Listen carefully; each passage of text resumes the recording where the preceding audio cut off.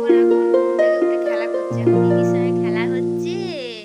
আর কি দেবো জানো তোমার? লেখ তুই লেখ তুই লেখ। এটা আবার কি হচ্ছে, মুখে দিয়েছিস? হ্যাঁ ফ্রেন্ড, সবাই কেমন আছো? আশা করছি সবাই খুব খুব ভালো আছো। আবার একটা নতুন ব্লগ নিয়ে চলে এলাম। তো আমি এখন ডাটা পেরে আনলাম, তোমরা দেখলে 4টে ডাটা আগেই পেরেছি, সেটা নিচে পড়েছিল, মেয়ে এনেছে। আর একটা আমি এখান থেকে আর একটা লাগবে বলে এখান থেকে একটা হাত বাড়িয়ে পেরে নিয়েছি। তো এখন আমি ডাটাগুলো কাটবো, রান্না এখানে বসিয়ে দিয়েছি ভাত ডালটা। আর বাবু এখন ঘুমাচ্ছে, ওই জন্য আমি রান্নাটাকে করবো। তো চলো ডাটাগুলো কেটে নিই। তো যেটা বলছিলাম, আমি 4টে ডাটা পেরেছিলাম ওই পাশ থেকে, ওটা নিচে পড়েছিল, মেয়ে আনতে গেছিলো, নিয়ে এসেছে। আর একটা ডাটা ভাবলাম নেব, তো এখানে দিলাম একটা মোটা হয়েছে, এই যে উপরে আমি গ্রিলের এখান থেকে হাত বাড়িয়ে পেয়ে যাচ্ছি। এটা ওর বাবাই বললো এখানে দুটো আছে, এখান থেকে নিয়ে নাও। তো আমি এখান থেকে একটা নিয়ে নিলাম, দুটো লাগবে না আমার, বেশি কেউ খায় না, আমরা দুজনে খাবো, কত খাবো। তাও অনেকদিন পর আমি ডাটা রান্না করছি, মুখে ঘা হয়েছে বলে তো চেবাতে পারি না, ওই জন্য করিও না। তো আজ নিরামিষ বলে ডাটা আলু পোস্ত করবো বলেই আরও বেশি করে নিলাম। দেখো ডাটাগুলো খুব সুন্দর খেতে, যারা ডাটা ভালোবাসে খেতে তাদের জন্য ঠিক আছে, আমি খুব একটা ভালোবাসি না। সবাই বলে ভিতরের শ্বাসটা নাকি খেতে ভালো হয়, কিন্তু ডাটা কাটতে কাটতে আমার ভালো লাগে না, অনেকক্ষণ টাইম লাগে কাটতে। তারপরে তোমার রান্নাটা হয় ভালো লাগে, ডাটা আলু পোস্ত খেতে কার না ভালো লাগে, সবারই ভালো লাগে। আর আমার সাথে করে সেগুলো সরু সরু হয়, সেগুলো ভালো লাগে, এত মোটা মোটা ডাটা আমার ভালো লাগে না। তো যাই হোক, ও রান্না করতে হবে, কোনো একটা তরকারি তো করতেই হবে, আজ নিরামিষে বেশি ঝামেলা। ওটার জন্য ডাটা আলু পোস্ত দিয়ে একটু পোস্ত বেটে শুধু করে দেবো, একটা তরকারি করব। আর ভাত তো করে নিয়েছি, ভাত ডাল তো করতেই হবে, নাহলে মেয়ে কী দিয়ে খাবে। ভাত ডাল, ওকে একটা ডিম সিদ্ধ করে দেবো, বাচ্চা মানুষ, ও আর কি নিরামিষ খাবে, ও কী দিয়েই বা খাবে, ও ডাল আলু আছে আর ডিম দিয়ে ও খাবে। আর এখানে প্রেসারের সিটিটা হয়ে গেছে ডালের, ওই জন্য আমি ওটা উঠে আগে বন্ধ করে দিলাম, নাহলে গলে যাবে। মুগের ডাল তো একটা সিটি দিলেই যথেষ্ট, বেশি সিটি দিলে হ্যাড় হয়ে যাবে। আর ওই জন্যে তো, আর এখানে আমি ডাটাটা কেটে নিচ্ছি, আমার মেয়ে এখানে ঘুরে বেড়াচ্ছে আর বলছে ডাটা কি, ডাটা হেন, ডাটা রান্না করবে, তেন করবে, হেন তেন। ও খুব আনন্দ পায় ডাটা পাড়তে, খায় না, খেতে পারে না, কিন্তু মা ডাটা পাড়তে যাবো বলে খুব আনন্দটা পায়। আর দেখো এখানে ডাটা আলু পোস্তটা প্রায় আমার রেডি হয়ে গেছে, আমি কষাচ্ছি, পোস্তটাও দিয়ে দিয়েছি, ভালো করে একটু নেড়ে চেড়ে নিয়ে খালি জল দিয়ে দিলে মোটামুটি হয়ে যাবে। ডাটা আলু পোস্ত মানে ভালো লাগে, খুব নিরামিষেই বেশি ভালো লাগে। আর আমার মোটামুটি ভালোই হয়েছিল খেতে। আর আমি ডাটাটা এখনই দিয়ে দিয়েছি, দিয়ে কষিয়ে নিচ্ছি, অনেকে আলু সিদ্ধ হলে তবে দেয়, তো আমার এরমভাবেই করে অভ্যস্ত, আমি এরমভাবেই দিয়েছি, কোনো অসুবিধা হয় না। আর একটু পাঁপড় ভেজেছিলাম। আর এখন রান্না বান্না করে সব কমপ্লিট করে গুছিয়ে টুচিয়ে আমি ঘরে চলে এসেছি। টুকাইবাবুও ঘুম থেকে উঠে গেছিলো, টুকাইবাবুকে আমি খাইয়ে নিয়েছি। আর এখানে আমি মেয়েকে মুড়ি মাখিয়ে দিয়ে দিয়েছিলাম, ও খেয়ে নিয়েছে। আর আমি এখানে রুটি খেতে বসেছি, আর একটা পাঁপড় ভাজা নিয়ে এসেছি, একটা না অনেকগুলোই নিয়ে এসেছি, মেয়েকে দিয়েছি আর আমিও খাচ্ছি। আর আগের দিনে বাসি রুটিগুলো ছিল, সব ওই রুটি আমাকেই খেতে হয়, কে আর খাবে আমাদের ঘরে বাসি রুটি, হয় ফেলে দিতে হয়, নইলে আমাকে খেতে হয়। তো এই যে পাঁপড় খেতে বসে পড়েছে, আমাকে বলছে সব পাঁপড় আমার, ওই যে বাটিটা সরিয়ে নিচ্ছিল, রুটিগুলো আমাকে দিয়ে দিচ্ছে। আমি ডাটা আলু পোস্ত একটুখানি নিয়ে এসেছি, ওই দিয়েই খাবো। আমি কদিন ভাতও খেয়ে নিচ্ছিলাম টিফিনে একটু করে, কিন্তু আজ ভাত খাবো না, রুটিগুলো বেশি হয়েছে, রুটিগুলোই খেতে হবে। খালি রোজ রোজ রুটি নষ্ট হচ্ছে, ওর বাবা খায়নি আগের দিন, সেইগুলো মানে নষ্ট হয়েছে। আমি কিন্তু বেশি রুটি করিও না, গুনে গুনে রুটি করে 6টা থেকে 8টা এই কটাই রুটি হয়, মেয়ে একটা খায়, আমি দুটো, ওর বাবা 3টে 4টে। আর পরের দিন একটা থাকলে চা দিয়ে খাওয়া হয়, কিন্তু ওর বাবা আগের দিন খায়নি বলে 3টে রুটি রয়ে গেছে। আর সব এখন আমাকেই খেতে হবে, আমিই খাবো, আর কে আছে ঘরে, যারা থাকে তাদেরই খেতে হয়, বউদেরই খেতে হয়, আমার বড় খায় না যে তা নয়। তো এখানে টিফিনটা করে নিয়ে আমাদের 3জনেরই টিফিন খাওয়া হয়ে গেছে, এবার আমরা গোছাবো, গুছিয়ে। আর আমি এখানে আমার কাজে লেগে গেছি, খেয়ে টেয়ে দুজনকে এখানে বসিয়ে রেখেছি, নিচের বিছানাটা তোলা হয়নি, ওটাই নিচের বিছানাটা গুছিয়ে টুচিয়ে একবারে ঘর ফর মুছে নেবো আমি। তো আমি রান্নাটা সকাল আগে করে নিলে আমার টেনশন কম থাকে, কারণ ছেলে মেয়েকে বসিয়ে রেখে তাও ঘরের কাজগুলো করানো যায়, কিন্তু রান্নাটা করা যায় না, ওই জন্য রান্নাটা আগে করি আমি বাবুকে ঘুম পাড়িয়ে। আর এখানে 2 ভাই বোনে মিলে খেলছে, মারপিট করছে, ওই বাটি নিয়ে টানাটানি করছে, ওই করছে।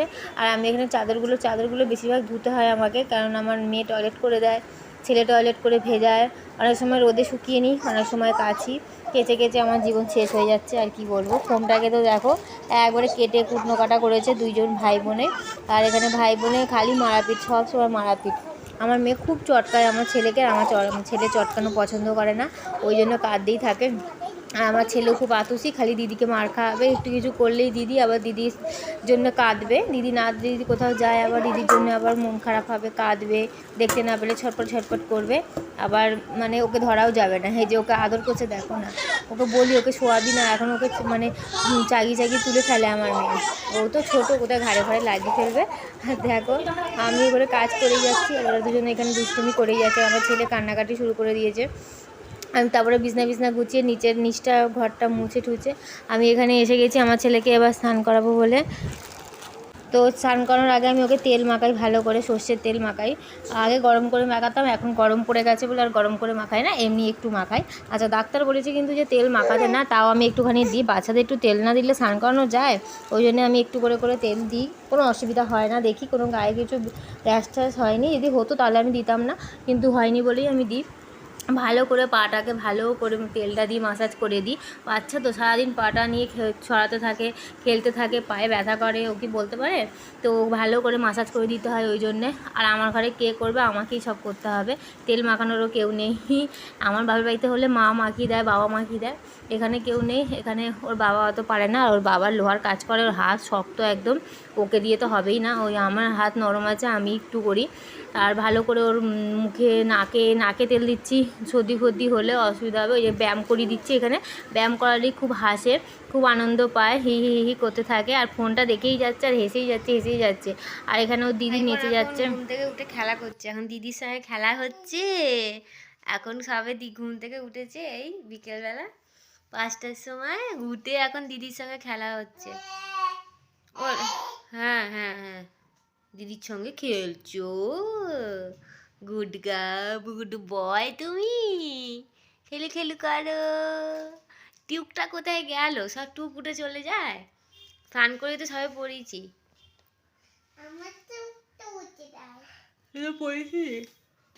ওই বাবা কি খেলা, ও বাবারে হ্যাঁ হ্যাঁ হ্যাঁ, দিদির সঙ্গে খেলছো, ভালো ছেলে আমার, আর লক্ষ্মী ছেলে।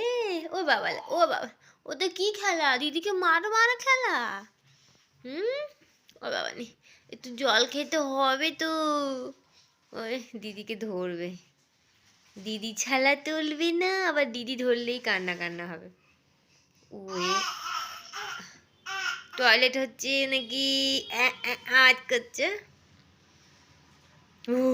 উঠে পড়েছি, কালি উঠে ভর দিদি দাঁড়াবে, উঠে পড়েছি, পড়ে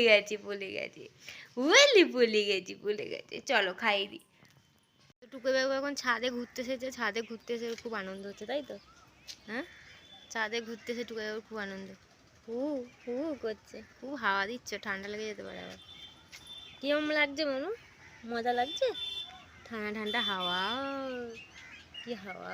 একটু বলে দাও, একটুখানি ফ্রেন্ডের বলে দাও, করে দাও, এই যে একটু করে দাও,